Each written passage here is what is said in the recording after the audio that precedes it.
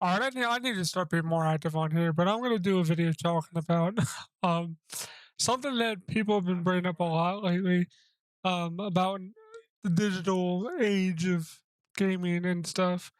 And I wanted to put my 2 cents out there just because I have pretty much the same thought as most people, but like I also can see it from like the other standpoint of like being pro digital instead of like anti like a lot of people are, and I am too. Don't get me wrong, but I'm more neutral about it because inevitably that's what's going to happen to the industry. Is it's all going to go digital someday. So um, that's going to be the problem.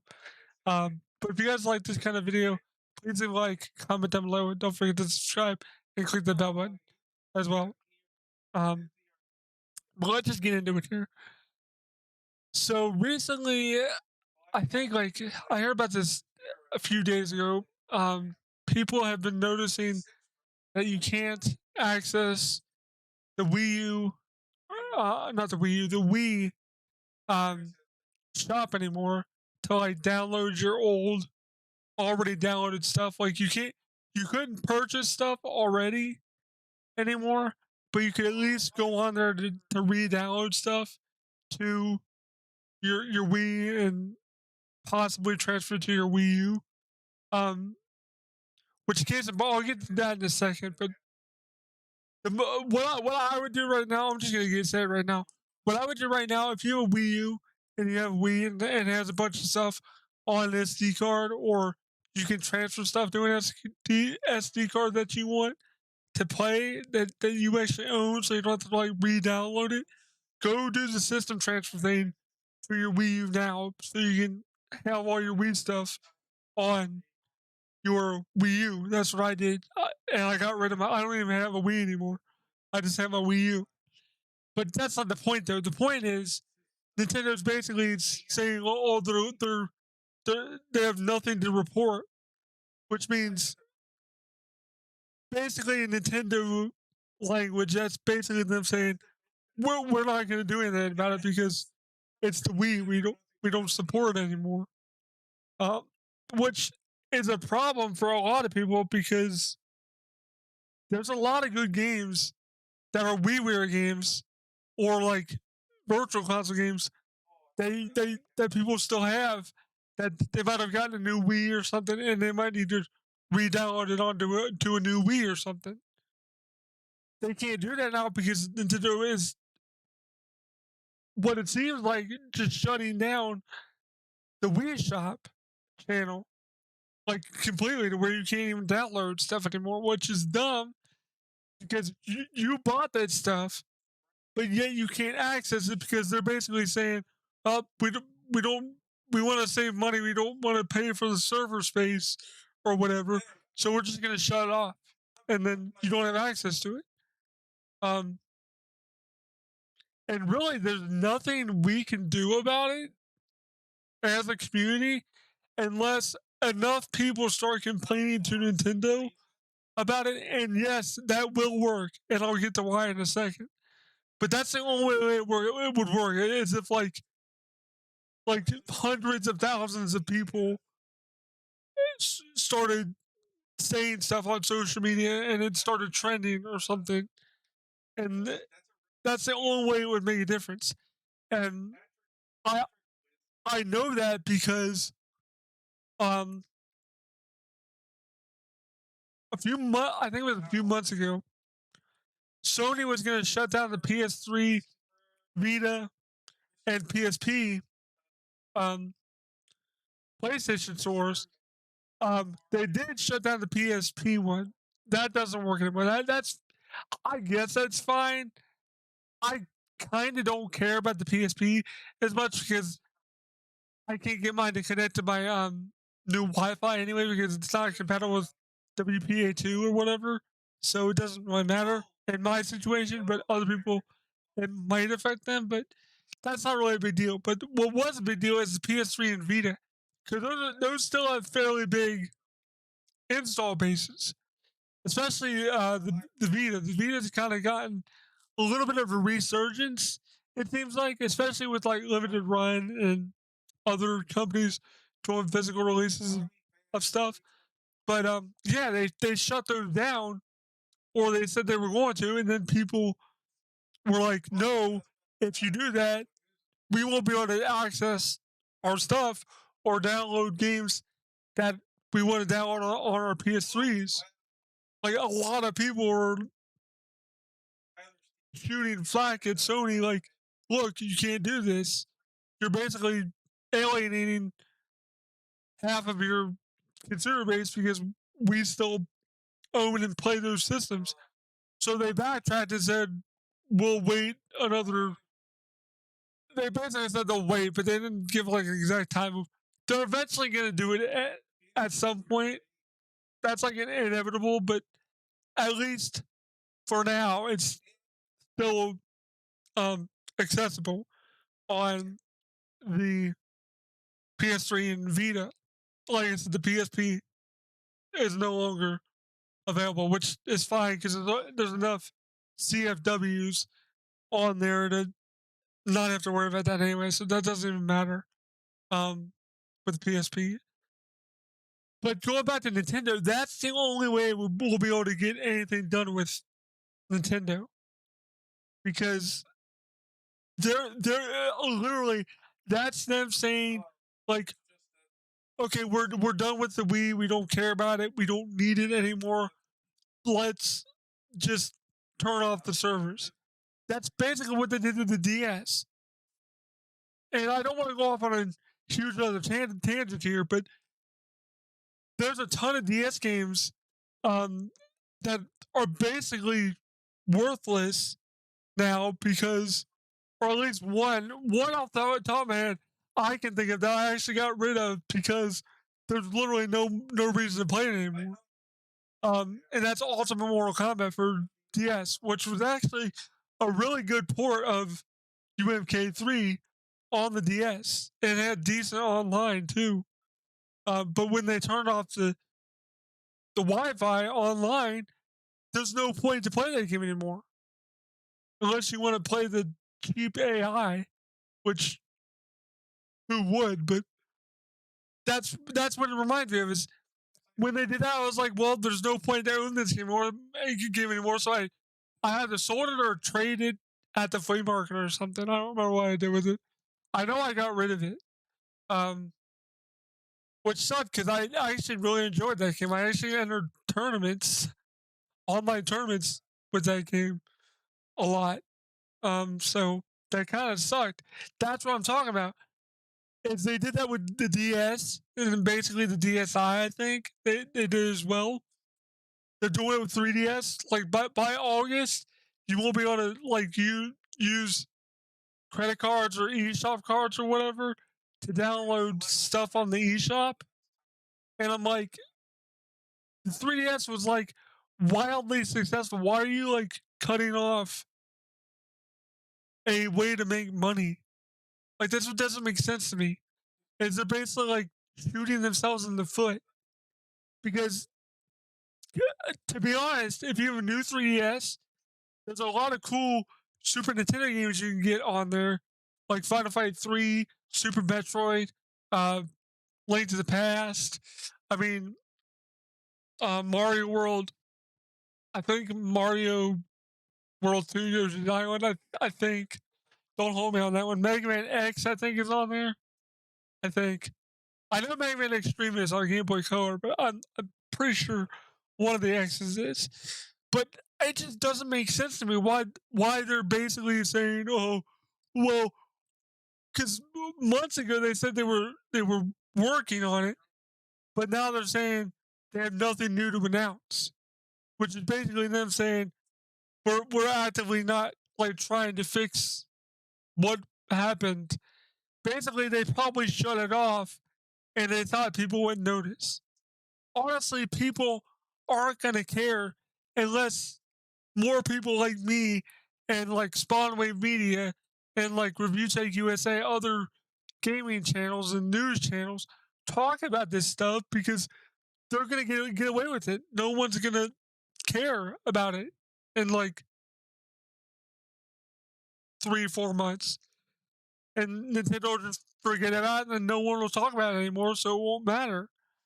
And this this is where the other talking point of this video is going to kind of segue into, and why I think the digital age is going to like kind of start to ruin the industry unless companies proactively say like, look, we're going to leave the servers on for X amount of years after the console's life cycle, and then you have until this date to download whatever you need.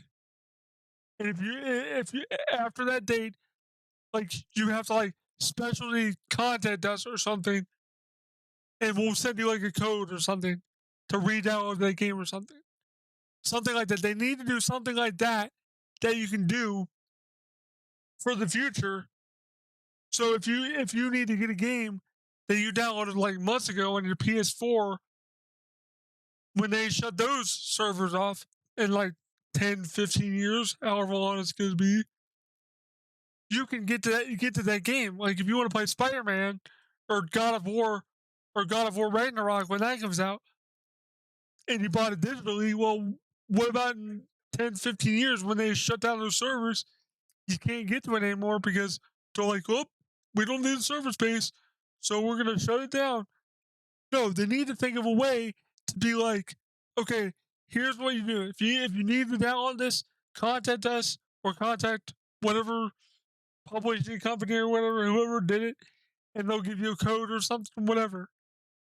Whatever they would have to do something because millions of users would lose access to their digital libraries. That's why I don't like the digital era of stuff.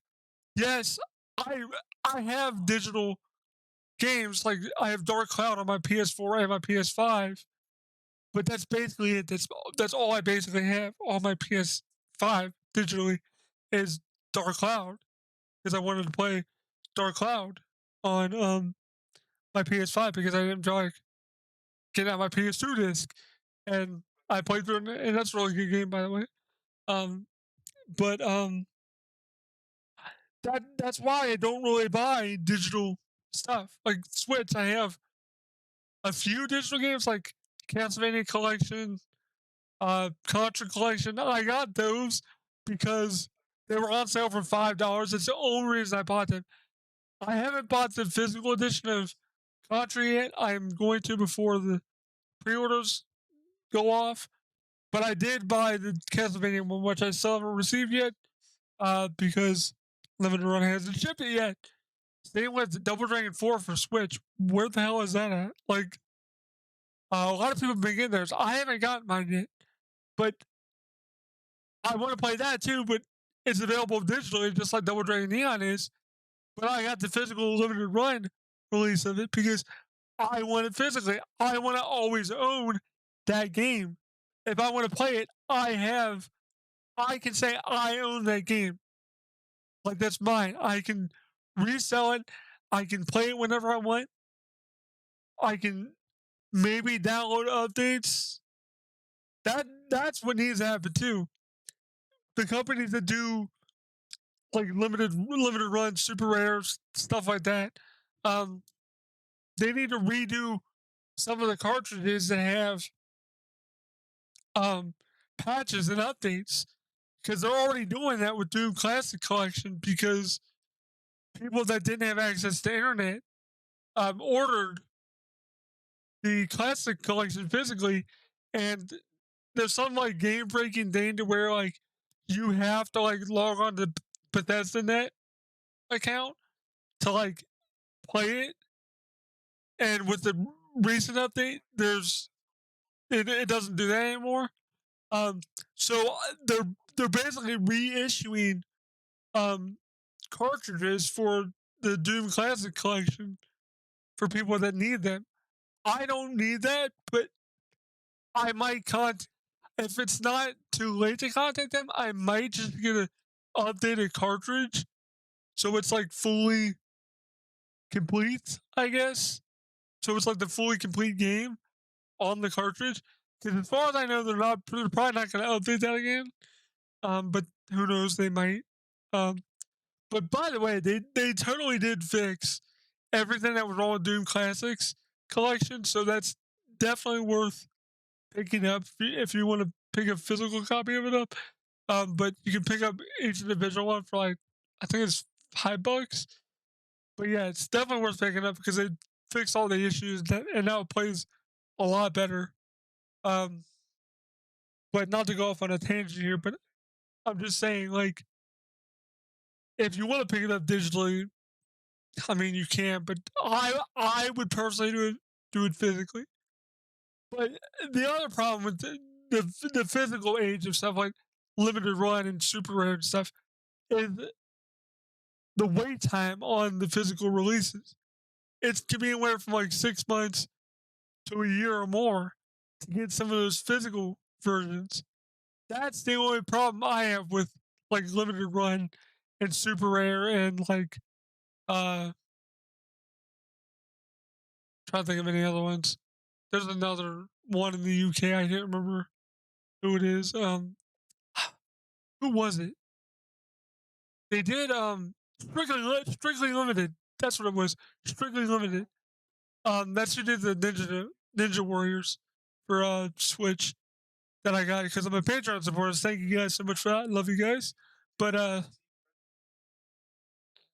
but I'm just trying to think of everything because I don't script my videos, guys. I just do them on the fly. So I'm just trying to think of like any other pros and cons. I mean, the only real pro to having like a full digital library is like it's space saving. That's the only thing. Like it's shelf space. You don't have like dozens of games or hundreds of games on your shelf. That's the only thing I can think of. Um, but that brings up. I just thought of that. That brings up another concern too. What about the PS5 digital edition?